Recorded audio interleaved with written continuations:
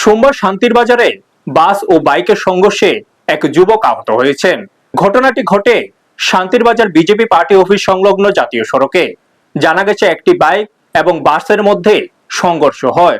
দুর্ঘটনায় বাইক চালক ত্রিজিৎ মালাকার শান্তির বাজার পুরাতন হাসপাতাল রোড এলাকার বাসিন্দা রাস্তার উপর ছিটকে পড়ে আহত হন। স্থানীয়দের অভিযোগ, আগরতলা থেকে সাবরুমগামী বাসটি যাত্রী ওঠানোর জন্য হঠাৎ সড়কে থেমে যায়।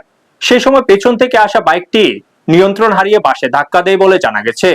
এলাকাবাসীর আরো অভিযোগ, শান্তির বাজারে নির্দিষ্ট বাস স্ট্যান্ড না থাকায় জাতীয় সড়কের বিভিন্ন জায়গায় বাস যত্রতত্র দাঁড় করানো হয়। আগরতলা সাবরুম রুটে চলাচলকারী বাসগুলি প্রায় এইভাবে পার্কিং করায় দুর্ঘটনার ঝুঁকি তৈরি হচ্ছে বলে অভিযোগ। আজকের দুর্ঘটনাটিও একই কারণে ঘটেছে বলে মনে করছেন স্থানীয়রা। সুনির্দিষ্ট বাস স্ট্যান্ড ও নিয়মিত ট্রাফিক ব্যবস্থাপনার দাবি জানিয়েছেন তারা। পাশাপাশি পরিবহন দপ্তর দ্রুত ব্যবস্থা নিলে এই ধরনের দুর্ঘটনা কমবে বলে মত প্রকাশ করেছেন সচেতন মহল। এখন প্রশাসন কি পদক্ষেপ নেয় সেই দিকে তাকিয়ে রয়েছেন এলাকাবাসী। ব্যুরো রিপোর্ট, নিউজ তৎকাল 24।